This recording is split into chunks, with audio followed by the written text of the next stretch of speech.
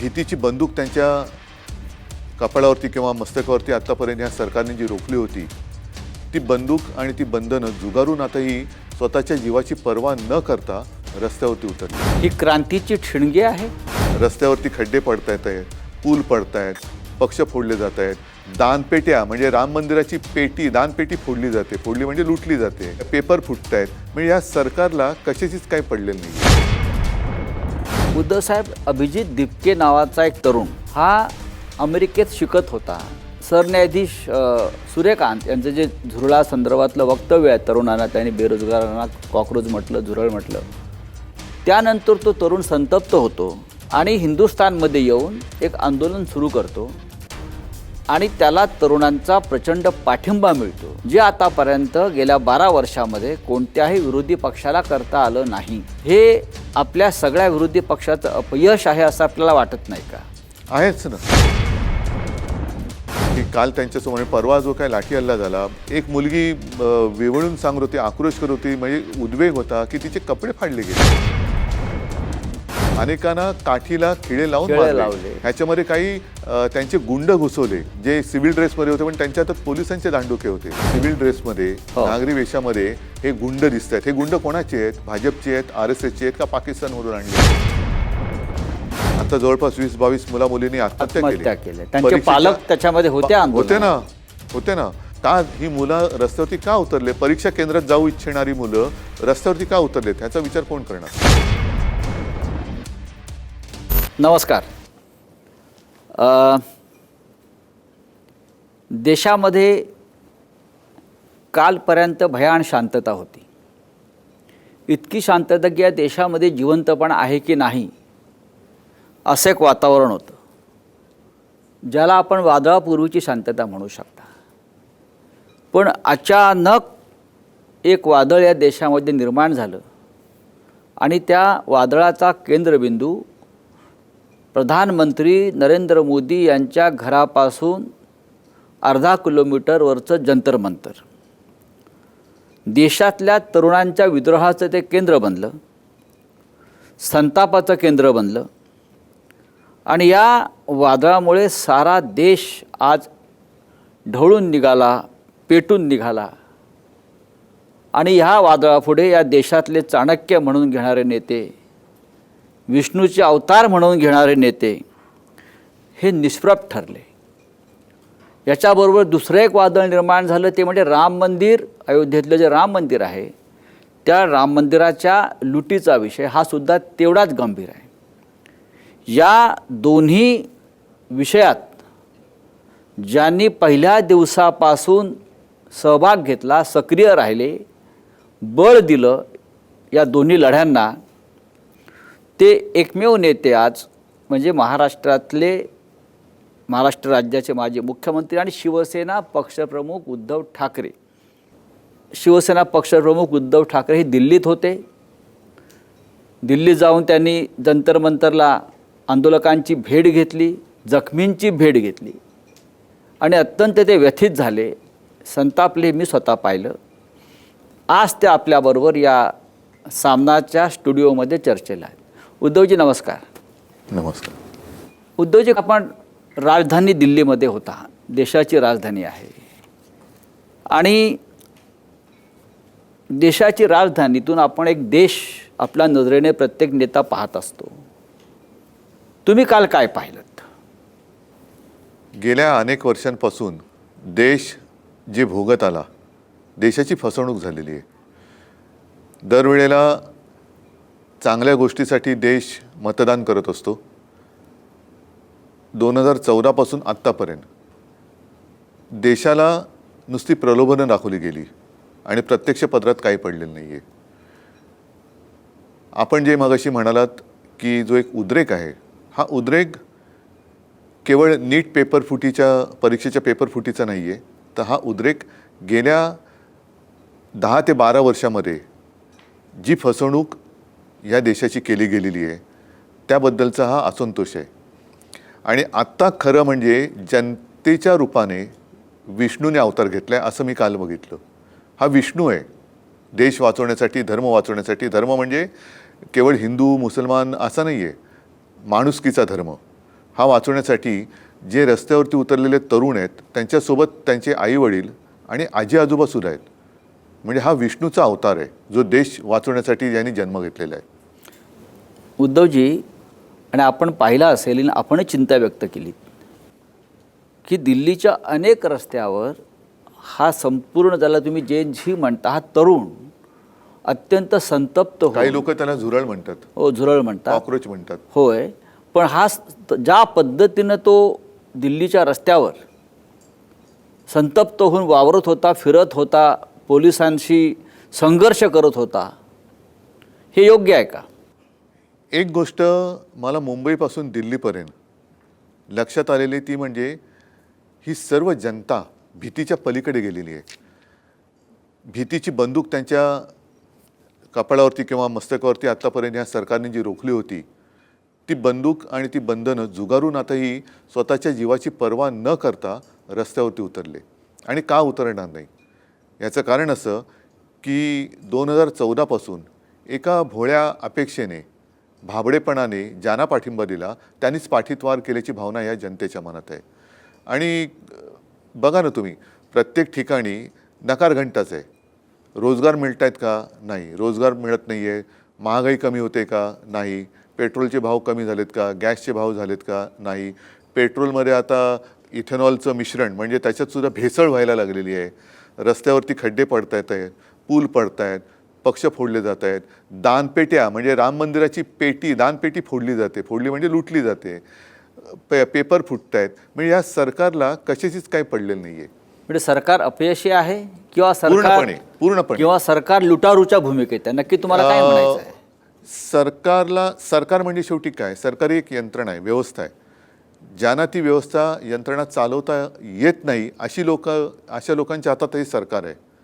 हे देशाचं दुर्दैव आहे आणि त्याच्या विरुद्ध आज जनता पेटलेली आहे. फक्त दिल्लीत नाही तर देशाच्या कानाकोपऱ्यामध्ये, खास करून तुम्ही मुंबईत सुरुवात केलेली. हो, अशा पहिल्या प्रकारच्या दिवसापासून यांच्या पाठीवर आपण पहिल्या दिवसापासून त्या आंदोलनात आहात. या देशाची तरुण पिढी त्यांच्या भवितव्यासाठी रस्त्यावरती उतरली आहे आणि ती या देशाची शिक्षण पद्धती आणि शिक्षण व्यवस्था कोलमडली आहे. हे या आंदोलनाचं मुख्य विचारधारा किंवा केंद्र आहे. बाकी कोणते विषय घेत नाही. ह्याच्यामध्ये मी म्हटलं ना की ही मालिका आहे. पहिली गोष्ट म्हणजे मला व्यवस्थित शिक्षण मिळत नाही, इथून या तरुणांच्या रागाला सुरुवात झालेली आहे. जो शिकलाय सवरलाय त्याला नोकरी मिळत नाही ही दुसरी गोष्ट. नोकरी मिळाली तर घर चालवायला पगार पुरत नाही ही तिसरी गोष्ट. त्याच्यानंतर मी ज्याला मत देतोय तो जागेवरती राहत नाही आहे, तोच मला फसवतोय. स्वतःचे विकास होत आहेत पण मला साधी रोजीरोटी मिळत नाही आहे आणि त्याच्यावरती मीठ चोळलं जातं. ते असं आहे, पंतप्रधानांकडनं सांगितलं जातं की 80 देशात साधारणतः आता किती 150 कोटी असतील लोक, त्यातल्या 80 कोटी लोकांना हे फुकट रेशन देतात. म्हणजे तुम्ही काय उपकार करतात का? कोणाला तुमचं काय फुकट नको आहे. त्यांना कष्ट करण्याची त्यांच्यात धमक आहे. त्या कष्टाला फक्त तुम्ही व्यवस्थित मान द्या, सन्मान द्या. आणि अशी मुलं जेव्हा रस्त्यावरती उतरतात त्यांची कॉक्रोच म्हणून हेटाळणी केली जाते. अशी लोक काय लायकीची आहेत? ज्यांना म्हणजे तरुणांना कॉक्रोच म्हणणारी लोक काय लायकीची? ही हेटाळणी या देशाच्या मुख्य न्यायाधीशांनी केली आहे. हो, पण ही अयोग्य आहे. कॉक्रोच म्हणजे म्हणून मी म्हटलं ना की आपल्या देशाच्या स्वातंत्र्य संग्रामात अनेक क्रांतिकारिकांनी आपलं शहीद झालेत, जीव दिलाय, प्राण दिलाय. कोणासाठी दिला? काय वय होती त्यांची?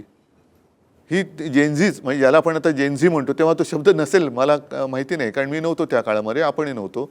पण त्यांनी त्यावेळेला जर का देशाच्या स्वातंत्र्यासाठी घरादाराची प्राण्याची पर्वा न करता आहुती दिली असेल तर त्यांनी जीव दिला नसता, प्राण दिले नसते, ते शहीद झाले नसते तर ही खुर्चीची ऊब तुम्हाला उभवायला मिळाली असती का? म्हणजे हा त्यांचा अपमान आहे. छत्रपती शिवाजी महाराज यांनी 17व्या वर्षी तोरणा जिंकला, ज्ञानेश्वरांनी ज्ञानेश्वरी लिहिली. मग त्यांचं कर्तृत्व हे तुमच्यापेक्षा कित्येक पटीने मोठे आहे. तुम्ही फक्त खुर्चीवर बसलात म्हणून आदरणीय असं नाही आहे. नाही, ह्याला असं तुम्हाला खुर्चीबद्दल आदर जरूर आहे पण त्या खुर्चीवर अशिक्षित लोक बसल्यामुळे खुर्चीचा मान वाढेल अशी वर्तणूक जर कोण करणार नसेल तर त्याचा आदर कोणी ठेवणार नाही. या देशाचं नेतृत्व आत्ता सुद्धा जे काही मी वाचलं की काल त्यांच्यासमोर परवा जो काय लाठी हल्ला झाला, आपणही माझ्यासोबत होतात. अगदी एक मुलगी वेवळून सांगत होती, आक्रोश करत होती, म्हणजे उद्वेग होता की तिचे कपडे फाडले गेले. हो. मुलींना मारहाण करण्यात आली, अनेकांना काठीला खिळे लावून खिळे लावले. मारले. ह्याच्यामध्ये काही त्यांचे गुंड घुसवले जे सिव्हिल ड्रेसमध्ये होते, पण त्यांच्या हातात पोलिसांचे दांडुके होते. म्हणजे मुलींना कशा पद्धतीने वागवलं, कशा पद्धतीने. लाडक्या बहिणी किंवा लाडक्या मुली आहेत त्या नाही, पण सरकारच्या. ते व्हिडिओ सादर करू पाहत असताना कोर्ट सांगते आम्हाला पाहायला वेळ नाही. कोण आहात तुम्ही? कोण आहात? कोण तुम्ही? कोणासाठी बसल्यात तिकडे? हा प्रश्न विचारायचा नाही. म्हणजे तुम्हाला कुत्र्यांसाठी, मांजरांसाठी सुमोटो सगळं करायला वेळ आहे, पण देशाच्या भविष्यासाठी त्यांच्यावरती होणाऱ्या अत्याचारांचे व्हिडिओ बघायला तुम्हाला वेळ नाही. म्हणजे धृतराष्ट्र झालात की काय तुम्ही? हे तुम्ही देशाच्या म्हणजे न्याय व्यवस्थेविषयी म्हणताय. होय, द्रौपदीने धृतराष्ट्राकडे न्याय मागण्यासारखं झालंय का आता? मग कशाला चंद्रचूडाने त्या न्यायदेवतेच्या डोळ्यावरची पट्टी काढली होती? का काढली? तुम्हाला काय वाटतं? आता काढून तरी काय उपयोग आहे? काढून तरी काय उपयोग आहे? जर तुमच्या डोळ्यादेखत सगळं घडूनही तुम्ही ते डोळे झाक करणार असाल तर त्या न्यायदेवतेने ती म्हणेल मला परत पट्टी बांधा. हा देशातल्या जनतेचा अपमान आहे आणि तो कोणीही करता कामा नये.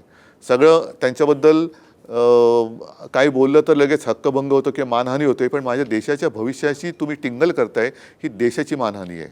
उद्धव साहेब, आपण पाहिलं असेल की देशाच्या सीमेवरच्या अनेक राष्ट्रांमध्ये, मग नेपाळ असेल, बांगलादेश असेल, पुढे लिबिया असेल, तिकडे सुद्धा जेन झी रस्त्यावरती उतरलं आणि त्यांनी सत्ता बदल केला. ही ताकद आहे त्यांची. आणि तेव्हा आपल्या देशाची भावना होती अनेकांची की आपल्याकडे हे कधी होईल, आपल्याकडे हे कधी होईल. बघा, आज ते आपल्याकडे तुम्हाला होताना दिसतंय का? शेवटी हे व्हावं अशी कोणाची काही इच्छा नसते. या टोकापर्यंत या तरुणांना जाण्याची वेळ यावी ही कोणाचीच इच्छा नसते. साधी गोष्ट होती, किंवा साधी गोष्ट ह्यापुरती मी म्हणेन की परीक्षेचा अभ्यास करून जेव्हा एखादा मुलगा किंवा मुलगी परीक्षेला जाते आणि त्याच्यानंतर तिला पेपर दिल्यानंतर कळतं की पेपर फुटलाय. आता जवळपास 20-22 मुलींनी आत्महत्या केली. त्यांचे पालक त्याच्यामध्ये होते ना. अनेक म्हणजे काही मुलांनी तर परीक्षेच्या टेन्शननी आत्महत्या केली. मग तुम्ही त्यांच्या भावनेची किंवा त्यांच्या त्रासाची कदर करणारच की नाही? आणि एवढं शिकल्यानंतर सुद्धा जर त्यांच्या कपाळी बेकारीचा सोटाच येणार असेल तर मग काय भविष्य काय? का ही मुलं रस्त्यावरती का उतरले? परीक्षा केंद्रात जाऊ इच्छिणारी मुलं रस्त्यावरती का उतरले? ह्याचा विचार कोण करणार? तुम्ही जेव्हा जंतर मंतरला पोहोचलात रात्री, पाऊस होता, तरीही लोक, तरुण मुलं असंख्य, म्हणजे मोठ्या संख्येनं, हजारोच्या संख्येनं तिकडे होती. तुम्ही भाषण केलं, तो एक समोरून प्रतिसाद देत होता. जंतर मंतरवरचं ते चित्र पाहून तुम्हाला काय वाटलं? दोन्ही गोष्टी आहेत. एक तर हृदय पिळवटून टाकणारं तो सगळा विषय आहे. मात्र त्याचबरोबरीने समोर जो काय सगळा तरुण वर्ग होता, म्हणजे देशाचे भाग्य विधाते होते, त्यांच्यातली हिंमत बघून एक मला पण वाटलं की देश जिवंत आहे. देश जिवंत आहे आणि हा जिवंतपणा जोपर्यंत देशात आहे तोपर्यंत आपल्या देशावरती हुकुमशाही येऊ शकत नाही, हा एक विश्वास मिळाला. धर्मेंद्र प्रधान असं म्हणतात, तुम्ही ज्याला जिवंतपणा म्हणताय की या जिवंतपणा नसून हा अतिरेकीपणा आहे आणि ही गुंडागर्दी आहे. हा धर्मेंद्र आहे. हा धर्मेंद्र प्रधान आहे. बरं, ह्याच्यात धर्म कुठे? म्हणजे हे नुसते जसं शिवसेना प्रमुखांच्या भाषेत ह्यांच्या पार्श्वभागावरती रेषाव म्हटल्यात म्हणून खुर्चीत बसलेत, नाही ते लायकीचे नाही आहेत त्या खुर्चीत बसायला. तुमचं काय म्हणणं आहे? राजीनामा नाही ही धर्मेंद्रनी द्यावा की नरेंद्रनी द्यावा? सगळे द्र आहेत त्या सगळ्या द्रनी द्यावा. अच्छा, कारण ते द्र जे आहेत ते जनतेशी द्रोह करतायत. त्याच्यामुळे देशाला दारिद्र्य येऊ नये एवढीच इच्छा आहे, माझी अपेक्षा आहे. उद्धवजी, हे 12 वर्ष सरकार राज्य करत आहे, 12 वर्ष, आणि 12 वर्ष जनता एका दबावाखाली किंवा एका अंधभक्तीखाली या देशात जगत राहिली. 12 वर्षात हे जे काल तुम्ही चित्र पाहिलं जंतर मंतर आणि देशामध्ये, हे चित्र कधीच दिसलं नव्हतं. आणि अचानक भूकंप व्हावा आणि जमिनीतून लाव्हा वर उसळावा हा विष्णूचा अवतार आहे, मी बोललो ना. हां, आपण जे म्हणताय, पण तुम्हाला वाटतं लोकांचं भय संपलं, की जनता झोपली होती, लोकशाही झोपली जनता- होती? बघा, मी तुम्हाला सांगतो की हे राज्यकर्ते निर्दयी आहेत, पण जनता दयाळू आहे. आणि म्हणून जे आपण म्हणतो ना की जनतेची स्मरणशक्ती ही काय शॉर्ट असते, तसं नाही आहे. लोक बघत असतात, पण लोक म्हणतात ठीक आहे, जाऊ दे जाऊ दे, पण किती जाऊ दे. ते जाऊ दे करताना सगळंच जायला लागलं. त्यावेळेला मग जनता रस्त्यावरती उतरते. त्याच्यामुळे जनता झोपलेली नसते, पण झोपल्याचं सोंग घेणारे सत्ताधारी जेव्हा येतात तेव्हा जनतेला आसूड हातात घ्यावा लागतो. ही क्रांतीची ठिणगी आहे. होऊ शकेल जर वेळेमध्ये काही उपाययोजना केली नाही तर ह्या देशामध्ये भयानक परिस्थिती उद्भवू शकते. आणि एकदा का हा तरुण रस्त्यावरती उतरला की तो त्याचं जे काय म्हणणं आहे ते पूर्ण केल्याशिवाय थांबणार नाही. ही मला एक चिंता वाटते देशाची. उद्धव साहेब, अभिजित दिपके नावाचा एक तरुण, एक मराठी तरुण, हो. महाराष्ट्रातला, हा अमेरिकेत शिकत होता, शिकागोला. आणि तिथे सरन्यायाधीश सूर्यकांत यांचं जे झुरळा संदर्भातलं वक्तव्य आहे, तरुणांना त्यांनी बेरोजगारांना कॉक्रोच म्हटलं, झुरळ म्हटलं, त्यानंतर तो तरुण संतप्त होतो, विद्रोह करतो आणि हिंदुस्थानमध्ये येऊन एक आंदोलन सुरू करतो. आणि त्याला तरुणांचा प्रचंड पाठिंबा मिळतो, जे आतापर्यंत गेल्या 12 वर्षामध्ये कोणत्याही विरोधी पक्षाला करता आलं नाही. हे आपल्या सगळ्या विरोधी पक्षाचं अपयश आहे असं आपल्याला वाटत नाही का? आहेच ना, नक्कीच आहे. विरोधी पक्ष म्हणजे मी केवळ सत्ताधाऱ्यांना दोष नाही देणार, विरोधी पक्षांना पण देणार. आणि म्हणूनच मी मध्ये माझं एक मी कुठेतरी बोललो आहे की देशाच्या जनतेचा राजकारण्यांवरचा विश्वास आता उडालेला आहे. कारण शेवटी स्वतःच्या स्वार्थासाठी पक्ष फोडले जातात. आज हे धर्मेंद्र प्रधान असतील, इतर सगळे असतील, अगदी गृहमंत्री अमित शहांचं सुद्धा हे अपयश आहे की जे पक्ष फोडण्यामध्ये त्यांचं सत्ताकारण सगळं करतायत. हेच जर का तुम्ही धर्मेंद्र प्रधानने नंतर मग सगळी मिलिटरीची यंत्रणा वापरली पेपर निर्णय आणण्यासाठी, हे पेपर फुटण्याच्या आधी का नाही वापरली? तुम्हाला काम दिलं ना, लोकांनी निवडून दिले, निवडून दिल्यानंतर तुम्ही तुमच्या खात्याचं काम करा ना. तुम्ही तुमच्या खात्याचा दुरुपयोग पक्ष फोडण्यासाठी करताय. म्हणजे अगदी बंगालमध्ये सुद्धा CRPFचे जवान घुसून तुम्ही स्वतःच्या पक्षाला विजयी करून घेतलं. अशा वेळेला सगळ्यांवरचाच विश्वास उडाला आहे. म्हणजे जे सैन्य आजपर्यंत पाकिस्तान व्याप्त काश्मीरमध्ये यांनी घुसवायला पाहिजे होतं, ते तुम्ही बंगालमध्ये घुसवत आहे निवडणूक जिंकायला. तिकडे दमदाटी करून निवडणूक जिंकताय. जे मणिपूरमध्ये घुसवायला पाहिजे होतं ते तुम्ही बंगालमध्ये घुसवत आहे. जे मणिपूरमध्ये त्यांनी शांतता निर्माण करण्यासाठी वापरायला पाहिजे ती शक्ती, ती आज आमच्या तरुणांवरती, मुलींवरती लाठ्याकाठ्या आणि अगदी निर्दयीपणाने अश्रुधूर वापरण्यासाठी तुम्ही सोडण्यासाठी करताय. आणि त्याच्यावरती प्रश्न विचारायला गेल्यानंतर देशद्रोही ठरवलं जाते. त्याच्यामुळे आता तुम्ही कोणाकोणाला देशद्रोही ठरवणार? तुमच्या घरातली मुलं पण तिकडे गेलेत. नाही, त्या तरुणांना सुद्धा देशद्रोहीच ठरवलेला आहे. हो, कारण त्याच्यामध्ये पाकिस्तानचा हात आहे, चीनचा हात आहे, मग असं सांगितलं जातं. मग हे आता व्हिडिओ आलेले आहेत की जे सिव्हिल ड्रेसमध्ये, नागरी वेशामध्ये हे गुंड दिसत आहेत. हे गुंड कोणाचे आहेत? भाजपचे आहेत, RSSचे आहेत का पाकिस्तानवरून आणले आहेत? आणि त्यांचे फोटो मी तिकडे जाहीर ह्याच्यात बोललो जंतर मंतरवरती की ते फोटो सोशल मीडियावरती करा प्रसारित आणि वॉन्टेड म्हणून करा. हे वॉन्टेड, हे गुंड आहेत, हे गुंड आहेत. आणि हे गुंड आहेत हे उद्या सरकार बदलल्यानंतर यांना सोडायचं नाही. यांना यांची सजा मिळाली पाहिजेत.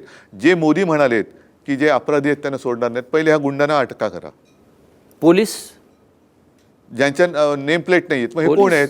मग त्यांना तुम्ही नाटक कंपनीचे कपडे घालून हातात दंडा देऊन पोलीस बनवले का तुम्ही? नाही, अशा वेळेला सरकारचं एक धोरण कायम राहिलं, मग ते नरेंद्र मोदी असतील किंवा अमित शहा असतील किंवा भारतीय जनता पक्ष संपूर्ण असेल, ते विरोधी पक्षाला विकत घेतात, आमदार खासदार फोडतात, सरकारं विकत घेतात, निवडणुका विकत घेतात, मतं विकत घेतात, जय पराजय विकत घेतात. या देशामध्ये विरोधी पक्ष कोणता असावा किंवा नेता कोण असावा हे ते ठरवायला लागले. अशा वेळेला एवढा ताकदीचं सरकार असताना ते हे आंदोलन का संपवू शकलं नाहीत? त्यांची ताकद कुठे गेली? म्हणूनच म्हटलं की हा विष्णूचा अवतार आहे. हां, हा रामाचा अवतार आहे. हे आंदोलन विकत नाही घेऊ शकले. आणि हे ह्या निर्दयी रावण रूपी सरकारचा किंवा सरकार रूपी रावणाचा वध केल्याशिवाय आता हे थांबणार नाही, हा विष्णूचा अवतार. आणि जो आरोप केला जातो सातत्यानं की याच्यामध्ये परकीय हात आहे, तुम्हाला वाटतंय का? मला असं वाटतं की आता सरकारमध्ये परकीय हात आहे का, की जो आपल्या मुलांवरती लाठ्या चालवतोय, अश्रुधूर सोडतोय, ह्याच्यात म्हणजे आपलं सरकार कोण चालवतोय हाच आता एक संशोधनाचा विषय आहे. कोण चालवत आहे? नाही, हा संशोधनाचा विषय आहे. मी तुम्हाला अजून एक प्रश्न विचारतो की गेल्या काही काळापासून भारतीय जनता पक्षाचा IT सेल ही एक फार मोठी ताकद होती, पण ह्या जैन झीनं जंतर मंतरच्या हा IT सेल उद्ध्वस्त वाट लावून ठेवली त्यांची. कारण ज्या पद्धतीची सक्रियता किंवा ज्याला आपण क्रिएटिव्हिटी म्हणतो ती जर तुम्ही पाहिलीत तर त्या मुलांच्या बुद्धीची तुम्हाला अक्षरशः अभिमान वाटतो. नाही, हा लढा तुम्हाला सांगू का, अंधभक्त विरुद्ध देशभक्त असा आहे. अंधभक्त विरुद्ध देशभक्त असा हा लढा आहे. म्हणजे लहान मुली घोषणा देत होत्या. हो. काय घोषणा देत होत्या? आपण मोदींच्या 56 इंचाच्या छातीची नेहमी आपण टीका केली, पण त्या लहान मुलींची घोषणा होती 4, आया आया 56 इंच का बंदर, बाल नरेंद्र बाल नरेंद्र. आणि या घोषणा लोकप्रिय झाल्या, सर्वत्र व्हायरल झाल्या. कोणी गाणी म्हणताय, कोणी तिथे नाटक करताय, कोणी भाषण करताय, कोणी कविता करताय. लोकांना आता बंदुकीची भीती नाही राहिली, तुरुंगवासाची भीती नाही राहिली. आणि हे खूप कौतुकास्पद पण आहे आणि त्याचबरोबरीने सत्ताधाऱ्यांच्या दृष्टीने धोकादायक आणि भीतीदायक आहे. आपल्या देशातल्या लोकशाहीची प्रकृती सध्या कशी आहे? लोकशाहीला मला असं वाटतं या आंदोलनाने आता ऑक्सिजन मिळालेलं आहे. जी मरणप्राय झाली होती तिला आता ऑक्सिजन मिळालेलं आहे. कारण कोणाकडेच दाद मागून जर का न्याय मिळणार नसेल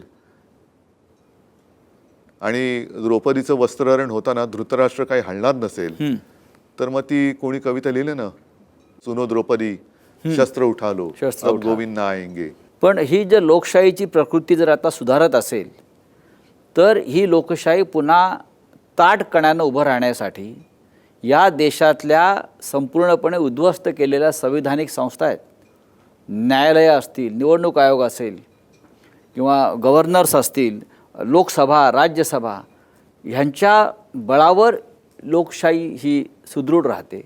या सगळ्या संस्था आज ज्या मृतावस्थेत पडलेल्या किंवा गुलाम झालेल्या आहेत त्यांचं काय करणार? काही मृतावस्थेत आहेत पण काही दबावाखाली आहेत. हा दबाव एकदा जर का संपला की मला असं वाटतं त्यांना परत नवीन कोंब फुटतील. कारण ह्या गोष्टी होतात, हा निसर्गाचा नियम आहे की पानं झडतात, पानं नव्याने येतात, तर नवीन कोंब येतील. लोकशाही काही मरणार नाही देशातली. जंतर मंतरचे सगळ्यात मोठे पडसाद महाराष्ट्रात उमटले आणि ते शिवसेनेनं सगळ्यात आधी त्याच्यावरती एक भूमिका घेतली.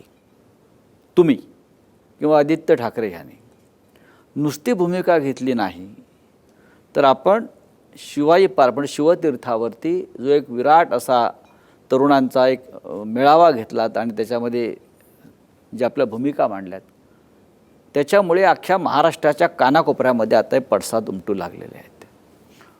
तुम्हाला असं का वाटलं की आपण तात्काळ या तरुणांच्या आंदोलनाला पाठिंबा दिला पाहिजे? शिवसेना ही तरुणांचीच संघटना आहे आणि शिवसेनेचा जन्मच मुळात बाळासाहेबांनी इथल्या भूमिपुत्रांच्या न्याय हक्कासाठी तो दिला. जर तरुणांसाठी संघटना लढणार नसेल तर तरुणांसाठी दुसरं कोण लढणार? आणि काय चूक आहे त्यांचं? एक अभिजित दिपके तो तिकडे होता ना, व्यवस्थित होता, शिकत होता, तो शिकून करायची तिकडे नोकरी पकडून राहिलाही असता. त्याला काय गरज होती हा विषय उचलण्याची? बरं, विषय उचलला तो उचलला, तिकडनं पण तो म्हणजे उंटावरनं शेळ्या हाकू शकला असता. तो ते सोडून इकडे आला.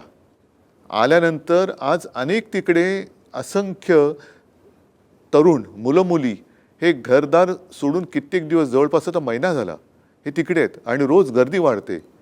आणि ही मुलं जर का स्वतःच्या न्याय हक्कासाठी आवाज उठवत असतील तर त्यांना आपण बळ देणं हे कर्तव्य मानलं पाहिजे आणि सगळ्यांनी त्यांच्या मागे उभं राहिलं पाहिजे, सोबत उभं राहिलं पाहिजे. या आंदोलनामध्ये महाराष्ट्रात तुम्ही स्वतंत्रपणे करता की तुमच्याबरोबर तुमचे इतर सुद्धा? नाही, आत्ताच मी राजाकडे होतो आम्ही म्हणजे शिवसेना आणि मनसे तर एकत्र आहोतच. काल माझं राहुलजींबरोबर बोलणं झालं. हां. त्याच्यानंतर त्यांचे प्रदेशाध्यक्ष सुद्धा बोलले की आम्ही सुद्धा तुमच्या सोबत आहोत. मी इतर राज्यातले काही नेत्यांशी सुद्धा बोललेलो आहे. ते सुद्धा त्यांच्या त्यांच्या परीने हे सगळं करतायत. मात्र आता ह्या तरुणांना दिशा दाखवण्याची गरज आहे, नेतृत्व करण्याची गरज नाही. आता ह्यांना हे उतरलेत रस्त्यात. फक्त त्यांनी त्यांच्याकडनं वेडवाकडं काही होऊ नये असं जर का वाटत असेल तर सरकारने सुद्धा वेडवाकडं पाऊल उचलता कामा नये. पण सरकारला पूर्ण आत्मविश्वास आहे. कारण शेवटी ते आजही चर्चेला तयार असतील तर सरकारने त्यांच्याबरोबर चर्चा केली पाहिजे. पाकिस्तानबरोबर चर्चेचे दरवाजे खुले ठेवा सांगणारे RSS ह्या आंदोलनात गप्प काय का सांगत नाही की या मुलांसोबत जाऊन चर्चा करा. पाकिस्तानबरोबर चर्चेचे दरवाजे उघडे ठेवले पाहिजेत. आम्ही म्हणजे हिटलर नाही. तर मग पाकिस्तानबरोबर तुम्ही हिटलर नसाल तर मुलांबरोबर हिटलरची भूमिका का करताय? हो, पण सरकार आजही या आत्मविश्वासात आहे किंवा आपल्या भाषेमध्ये मस्तीत किंवा माजात आहे की आम्ही हे मुलांचं आंदोलन सहज चिरडून टाकू, त्याच्यावेळी आम्ही चर्चा करणार नाही. याच्याविषयी आपलं काय म्हणणं आहे? त्यांनी आजूबाजूला बघायला पाहिजे. ज्या शेख हसीनाना त्याने आश्रय दिलाय त्यांना विचारा की बाबा तुम्ही का नाही चिरडू शकला ते आंदोलन? नेपाळचे जे पंतप्रधान आता कुठे पळालेत नाही पळाले असतील तिकडे त्यांना विचार तुम्ही का नाही चिरडू शकलात? कारण देश म्हणजे दगडधोंडे नाही, तो देश म्हणजे देशातली जनता. आणि ती जनता लोकशाहीमध्ये जसं जनता मत देते तर मत देण्याचे आणि मत व्यक्त करण्याचे जनतेला प्रकार माहिती आहेत. सोनम वांगचूक हे आंदोलनाचे नेते आहेत. सरकारनं त्यांना जबरदस्तीनं इस्पितळात घेऊन गेले. त्यांचं असं म्हणणं आहे की हा देशाच्या दुसऱ्या स्वातंत्र्याचा लढा आहे. हे आपल्याला मान्य आहे का? असं आहे की पहिलं स्वातंत्र्य दुसरं स्वातंत्र्य असं करण्यापेक्षा मी म्हणेन हा स्वातंत्र्य टिकवण्याचा लढा आहे. आपण स्वतंत्रच आहोत, पण ह्या स्वातंत्र्यावरती जर कोणी कब्जा करण्याचा प्रयत्न करत असेल तर ते पाश आवडले जाण्याच्या आधी तोडणं, म्हणून हे स्वातंत्र्य ही टिकवण्याची लढाई आहे. हे जरी आपण टिकवत असाल तरी आपण एक प्रमुख राजकीय पक्षाचे प्रमुख आहात आणि प्रत्येक आंदोलनामध्ये प्रत्येक राजकीय पक्ष, मग विरोधी पक्ष, मग राहुल गांधी असतील, अखिलेश यादव असतील, ते राजकारणाचा विचार नक्कीच करतात याचे पुढले परिणाम काय होतील. हे आंदोलन सुरू असताना तुमच्यासमोर निवडणुकांचा विचार आहे का? कारण लोकसभा असतील, विधानसभा असतील, अजून 2.5 वर्ष आहेत. 2.5 वर्ष या आंदोलनाची धग तुम्ही टिकवू शकाल? पण तोपर्यंत मग अशी मुलं जाताना बघत बसायचं, पेपर फुटताना बघत बसायचं, मुलांचे आयुष्य उद्ध्वस्त होताना बघत बसायचं? 2.5 वर्ष तुम्ही काय करणार आहात? समजा उद्या सरकारनं आंदोलन थंड केलं, हे करू देत. उद्या नरेंद्र मोदी एखाद्या मंदिरात जातील, तपाला बसतील, तपश्चर्या करतील, बाहेरून म्हणतो मी प्रायश्चित घेतलं आणि परत अंधभक्त टाळ वाजवायला लागतील. नाही, आता म्हणून म्हटलं ना की शेवटी आपण कशासाठी जगतो हा विचार ज्यांनी त्याने केला पाहिजे. जर मी जनतेसाठी लढत असेन तर मी निवडणुकीचा विचार न करता मुलांच्या न्याय हक्कासाठी रस्त्यावरती आलं पाहिजे किंवा त्यांच्यासोबत राहिलं पाहिजे. आता आपण आपलं काम करावं, हे आंदोलन थंड व्हावं म्हणजे कसं की चांगल्या पद्धतीने मिटावं अशी माझी आजसुद्धा इच्छा आहे. मला असं नाही वाटत की या देशामध्ये दंगे धोपे व्हावेत, ह्या देशात हिंसाचार व्हावा, असं मला अजिबात वाटत नाही. या मुलांच्या मागणीकडे तुम्ही माणुसकीच्या नजरेने बघावं, त्यांच्यासोबत जाऊन बसावं, बोलावं आणि आंदोलन संपवावं. बघू पुढच्या वेळेला 2 वर्षांनी जे विषय असतील ते राजकीय विषय राजकारणात घेऊ. पण मुलांचं आयुष्य पणाला लावून तुम्ही राजकारण करणार असाल तर तुम्ही पापी आहात. मला माझ्या राजकारणासाठी मुलांची जीव नाही घ्यायचे. शिवसेना 60 वर्षाची झाली आणि या 60 वर्षामध्ये शिवसेनेनं अनेक आंदोलनं केली आणि ती सगळी आंदोलनाचा केंद्रबिंदू हा तरुण वर्गच होता. शिवसेना प्रमुखांनी जेव्हा पक्षाची स्थापना केली तेव्हाही ते तरुणांचेच नेते होते. या देशातल्या तरुणांमध्ये ती शक्ती परिवर्तनाची अजूनही आहे असं आपल्याला वाटतं का? हो, ती दिसते. कारण शिवसेना प्रमुख जे म्हणायचे की शरीर थकत जातं, वय वाढत जातं, पण ज्या दिवशी तुम्ही मनाने थकाल, मनाने वृद्ध व्हाल तेव्हा तुम्ही संपलात. तुमचं वय हे निसर्गाचं आहे, पण मनाचं तारुण्य टिकवणं आणि तारुण्य म्हणजे काय की आत्ताच्या मुलांबरोबर त्यांच्या वेदना समजून घेतल्या पाहिजेत, त्यांच्या व्यथा समजून घेतल्या पाहिजेत. त्या जर का तुम्ही समजून घेत असाल तर तुम्ही त्यांचे नेते होऊ शकाल. नाहीतर तुम्ही तरुण आहात पण त्यांना समजूनच घेत नाही तर काय उपयोग आहे तुमच्या वयाचा. उद्धवजी, अजून एक महत्त्वाचा विषय या देशात सध्या नव्हे तर जगभरातल्या हिंदूंमध्ये खास करून हा चर्चेला जातोय किंवा त्याविषयी पण प्रचंड संताप आहे. तो म्हणजे अयोध्येमध्ये जे राम मंदिर उभं राहिलं, अनेकांच्या बलिदानातून, त्यागातून, संघर्षातून, त्या राम मंदिरामध्ये राम मंदिराच्या दानपेटीच्या 550 कोटीच्या दानपेट्या चोरीला गेल्या. राम मंदिरामध्ये देणग्यांचा अपहार झाला आणि हा अपहार जवळजवळ 13,000 कोटीचा आहे. प्रत्यक्ष रामाची किंवा राम मंदिराची ही लूट जेव्हा समोर आली किंवा आत्ता त्याच्यामध्ये सुद्धा लोक संताप व्यक्त करतात, ह्याच्यावर तुमचं काय मत आहे? राम मंदिर लुटलं गेलं. आता ह्या सरकारने नाही, फोडाफोडी हे मोगलांनी मंदिर लुटलंय का असं मी विचारतो परत. नाही, आता नीटचे पेपर आणि मंदिराची दानपेटी हे मोगलांनी लुटले, पाकिस्तानने लुटले का नेहरूने लुटले? पेपर कोणी नेहरूने फोडलेत का? दानपेटी नेहरूने फोडले का? आता ह्यांचा मुखवटा गळून पडतोय. ही दोन्ही जी पापं त्यांची आहेत, म्हणजे ज्या मंदिराच्या नावाने ह्यांनी मतं मिळवली ती दानपेटी हे फोडतात, मंदिर लुटतायत. ज्या तरुणांना भविष्याची स्वप्न दाखवून मतं मिळवली त्या तरुणाईला तुम्ही चिरडतायत. ह्या दोन्ही गोष्टी ह्या भाजपच्या नासलेल्या सडलेल्या वृत्तीचं एक प्रतीक आहे. आणि केवळ राम मंदिर लुटलं नाही जाते, केदारनाथ मंदिर लुटलं गेल्याच्या बातम्या आहेत, बद्रीनाथमध्ये चोरी झालेली आहे, उज्जैनमध्ये जमीन घोटाळा झाला आहे, अयोध्येमध्ये जमीन घोटाळा झालेला आहे, इतर अनेक ठिकाणी घोटाळे झाले असतील जे अजून लक्षात नाही आलेलं. हिंदुत्व म्हणजे या देशामध्ये मी मध्ये असं म्हटलं होतं की युवा शक्तीपेक्षा बुवा शक्ती अधिक जास्त बोकाळलेली आहे. ही सगळी बुवा शक्ती भाजपच्या हिंदुत्वात सामील झालेली आहे. हो, त्याच्यामुळे ह्या बुवा शक्तीपेक्षा युवा शक्तीला किंमत द्या, ती तुम्हाला तारेल. बुवा काही करू शकत नाही तुम्हाला. जंतर मंतर, ते जंतर मंतर वेगळे, हे जंतर मंतर वेगळे. जंतर मंतरनी कारभार नाही करू शकत तुम्ही. ते जंतर मंतर आता उतरले लोकांवरची. ना हा मंदिर लुटीचा विषय तुम्हाला किती गंभीर वाटतोय? अतिशय गंभीर आहे. कारण तुम्ही शेवटी मग कोणत्या आधारावरती सत्तेत आलात? आज जे आम्हाला अनाहूत सल्ले दिले जात आहेत, मंदिर लुटीचं राजकारण करू नका, तुम्ही कोण सांगणार आहे आम्हाला राजकारण करू नका सांगणारे? हिंदुत्वावर सल्ले देतात, हिंदुत्वावरती सल्ले देतात. तुम्ही तुमचं काम करा, आम्हाला आमचं काम करू द्या. आमच्या कामात तुम्ही ढवळाढवळ नाही करायची, आम्ही तुमच्या कामात करतो. आणि मग मंदिराचं राजकारण म्हणजे मला आठवते की ज्या हिंदुत्वाचा प्रचार केला म्हणून बाळासाहेबांचं मतदानाचा अधिकार बाळासाहेबांचा काढून घेतला होता. त्यांना ते निवडणूक कधीच लढवणार नव्हते. निवडणूक लढवण्याचा अधिकार काढून घेतला होता. भोगतोय कोण आज? बाबरी पाडल्यानंतर शिवसैनिकांवरती केसेस झाल्या होत्या. कोण भाजपवाला होता त्याच्यात? तेव्हा तर जबाबदारी यांनी टाळली होती. बरं, राम मंदिराचा निर्णय हा कोर्टाने दिलाय, मग का तिकडे तुम्ही बसलात? राष्ट्रपती का नव्हत्या? मग ते सगळं चांगलं आहे ते तुमचं आणि जे वाईट आहे ते पाकिस्तानचं. ह्याला काहीच अर्थ नाही आहे. त्याच्यामुळे तुम्ही आम्हाला फसवलंत, धर्माच्या नावाने मतं मागून फसवलंत. चांगली भविष्याची स्वप्न दाखवून तुम्ही आम्हाला इतिहासात नाही पुराणात नेलं. लोकांनी तुम्हाला मतं दिली होती ती उज्ज्वल भविष्यासाठी. अच्छे दिन आएंगे, कुठे आहेत अच्छे दिन? अच्छे दिन मंदिर लुटणाऱ्यांना आलेच ना. या पैशातून आमदार खासदार विकत घेतले असं लोक आता चेष्टेने म्हणायला लागले. पेट्रोलमध्ये भेसळ करायला लागला तुम्ही, इथेनॉलची. गाड्या बिघडत आहेत. कष्टाने कमाई करून जे गाडी घेत आहेत, स्कूटर घेत आहेत, त्यांच्या गाड्या बिघडत आहेत. त्यांना जबाबदार कोण? बरं, ते भेसळयुक्त पेट्रोल वापरून ज्या रस्त्याने जात आहेत त्याच्यात 200 वर्ष खड्डे पडणार नव्हते, ते आता पूल पडत आहेत. खड्डे तर सोडा, पूल पडत आहेत. नाही, तुम्ही आता राम रक्षा आंदोलन सुरू केलेलं आहे.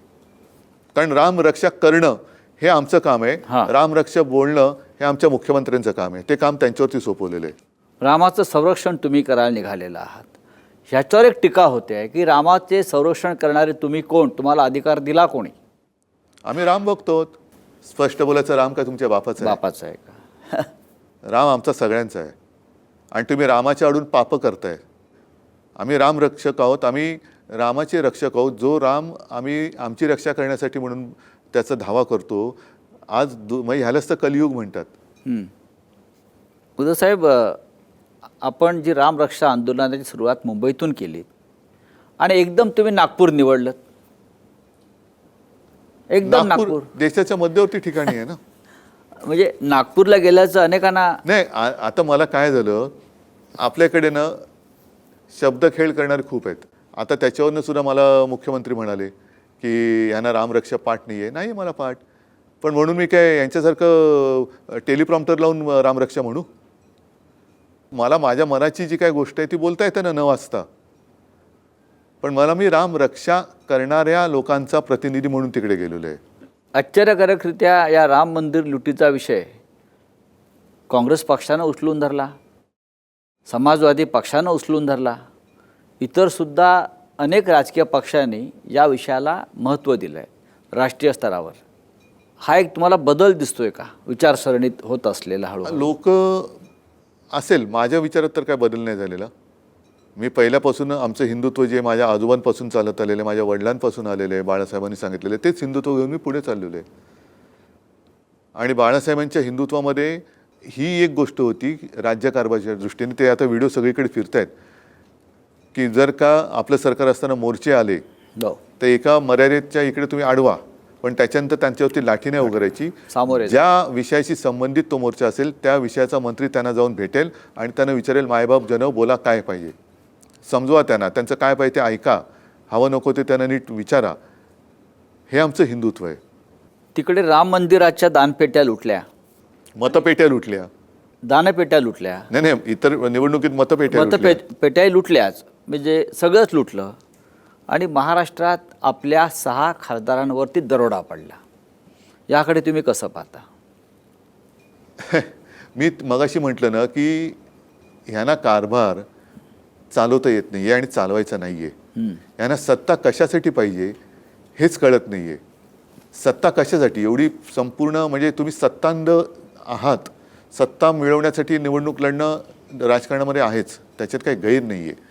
पण तुम्हाला लोकांनी मतदान केल्यानंतर त्याही पलीकडे जाऊन तुम्ही फोडाफोडी करताय. बरं, फोडाफोडी करून तुम्ही पेपर पण फोडताय, दानपेट्या फोडताय, मग कशाला मतदान? तुम्हाला बहुमत पाहिजे.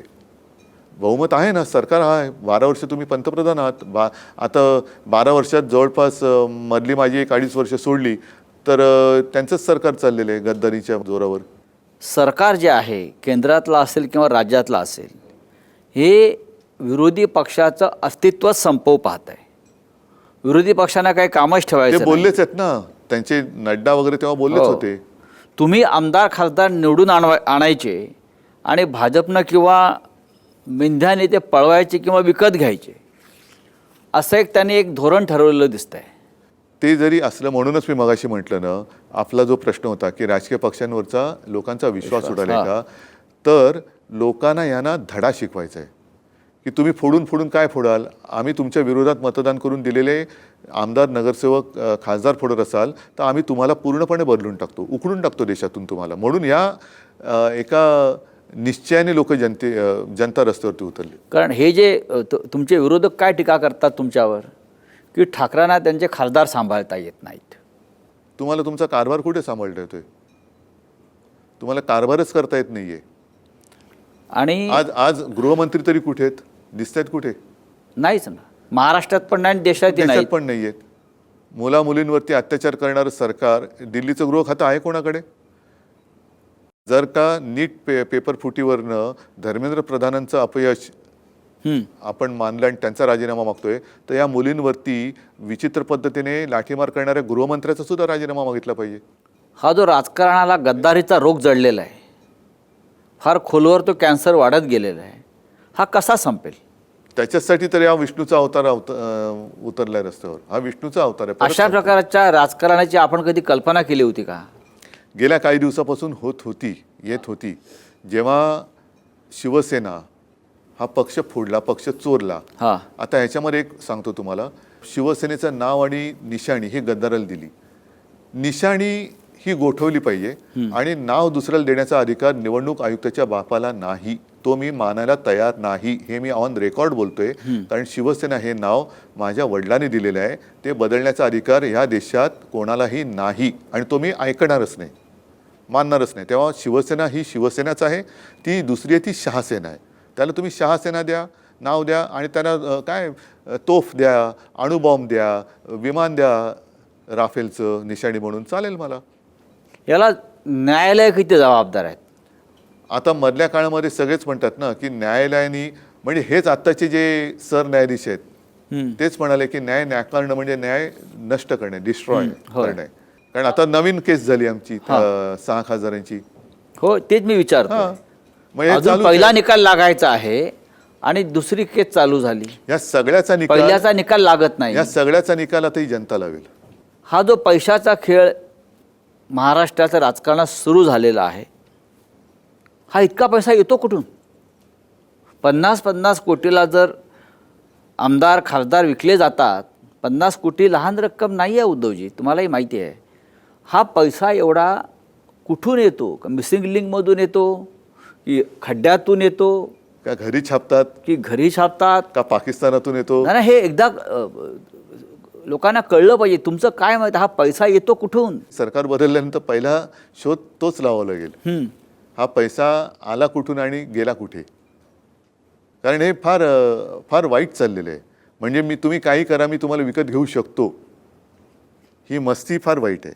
पण महाराष्ट्रात बदल घडतील असं वाटतं भविष्यात आपल्याला? माझं म्हणणं आहे की देशातच बदल होईल. बरं, एकतर भाजपने तुम्ही आशावादी आहात? एकतर भाजपने स्वतःला बदलावं, नाही तर देश त्यानं बदलेल. राज ठाकरे महापालिकेत तुमच्याबरोबर होते, नंतर ते फार दिसले नाहीत. पुढल्या घडामोडीमध्ये तर रविवारी आम्ही आहोत नाही. हां, अच्छा, आपण मोर्चा काढताय. हो. विधानसभा असतील किंवा लोकसभा हो. असतील किंवा महाविकास आघाडी असेल, इंडिया ब्लॉक काय म्हणताय? इंडिया ब्लॉक सध्या ब्लॉक झालेले आहे. पण ब्लॉक जर झाला असलं तरी तुमच्यासारखे नेते त्या ब्लॉकमध्ये आहेत. आमचा प्रयत्न सुरू आहे. झुरळ जनता पार्टीचं भविष्य काय? बघा, शेवटी ही एक आंदोलनाची ठिणगी आहे. तुम्ही असं समजू नका लगेच की झुरळ जनता पार्टी निवडणूक लढवेल, कॉक्रोच जनता पार्टी सत्तेवर येईल. शेवटी ती आज मुलं आहेत. ते एका उद्वेगाने रस्त्यावरती उतरलेत आणि त्यांना कॉक्रोच म्हटल्याचा एक त्यांना भयंकर राग आलेला आहे. तो राग आत्ता व्यक्त होतो आहे. लगेच त्यांनी ते देशात काय राज्य करतील, काय करतील, हा पुढचा विषय, ते त्यांना ठरवू द्या. पण आत्ता मला असं वाटतं की आपण सगळ्यांनी यांच्यासोबत राहणं गरजेचं आहे. नाहीतर हे जे बसलेत, ज्यांना मी माझ्या रविवारच्या भाषणात सत्तेला चिकटलेल्या गोचिड आणि लोकशाहीचं रक्त पिणाऱ्या गोचिडी म्हणतोय, हे सगळं रक्त शोषून घेतील आणि मग आपल्याला कोण वाचवणार नाही. शिवसेनेच्या राजकारणाची पुढली दिशा काय आहे? पुढली दिशा जे आहे त्याच दिशेने वाटचाल करणं, न थकता न थांबता. कार्यक्रम काय आहे? तरुणांच्या मागे उभं राहत आलेलं आहे आणि जसजसे विषय येतील तसतसं योग्य अयोग्य करत त्यांच्यासोबत राहणं. नुकताच तुम्ही 6 जिल्ह्यांचा दौरा केलात आणि तो फार मोठा दौरा होता. तुम्ही नागपुरात सुद्धा जाऊन आलात. हो. तुम्ही दिल्लीत काल जाऊन आलात आणि जंतर मंतरच्या हजारो आंदोलकांना भेटलात. मला जिथे जिथे जाणं आवश्यक वाटेल तिथे मी जाणार, लोकांना भेटणार, मी जाणार. रामरक्षा आंदोलन चालूच राहणार? रामरक्षा आंदोलन चालूच राहणार. याचं कारण असं की कदाचित मला अशी आता भीती वाटते की ह्या प्रकरणाचा एक खोटा तपास केला जाईल. काही जणांना उगाचच लटकवलं जाईल, बाकीच्यांना क्लीन चिट देऊन ह्या विषयावरती पांघरून टाकण्याचा प्रकार होईल आणि पुन्हा त्या पांघरुणाखालनं चोऱ्या चालू राहतील. तर तिकडे पूर्ण पारदर्शकपणाने तपास तर झाला पाहिजे, पण पुढची जी काही सिस्टीम ज्याला म्हणतो ती पारदर्शक असली पाहिजे. म्हणजे आणि म्हणून माझा एक असा विचार आहे, आता ते सगळ्यांनी मान्य करणं, ज्यांचं नाव घेतो त्यांना पण ते मान्य असलं पाहिजे की हा सगळा मंदिर लुटीचा तपास हा निवृत्त न्यायमूर्ती अभय ओक यांच्या माध्यमातून आपण बोललात त्या आधी, कारण ते अत्यंत निपक्षपातीपणाने याचा तपास आणि न्यायनिवाडा करू शकतील असं मला वाटतं. आता हा विषय त्यांचा आहे आणि ज्यांच्या हातात सत्ता आहे त्यांचा आहे. आपण हिंदुत्वाचे चौकीदार म्हणून काम करू इच्छिता असं मला वाटतंय. नाही, इकडे चौकीदार कोणी नाही आहे. कारण आता तो चौकीदार हा शब्द फार बदनाम झालेला आहे. कारण तिकडे राम मंदिरामध्ये सुद्धा चौकीदार असताना सुद्धा चोऱ्या झाल्यात. त्याच्यामुळे बाबा मी जसा आहे, मी देशभक्त हिंदू आहे, त्याच्यामुळे मी आहे तसंच मला राहू द्या. बोलण्यासारखं खूप काही आहे, पण माझं सगळ्यांना एक आवाहन आहे की आत्ताच आपण जागे झाला असाल तर ह्या तरुणांच्या पाठीशी उभे राहा. कारण हे आपल्या देशाचं भविष्य आहे. आत्ता जर का तुम्ही शांत राहिलात तर उद्या तुम्ही जगू शकत नाही. म्हणून आपण जिथे कुठे असाल, जे जे काय करता येणं शक्य असेल ते या देशासाठी जरूर करा. एवढंच माझं जिथे सगळ्यांना. आहात तेथून लढा. तिथून लढा, पक्षाच्या पलीकडे जाऊन, धर्माच्या पलीकडे जाऊन देशासाठी लढा.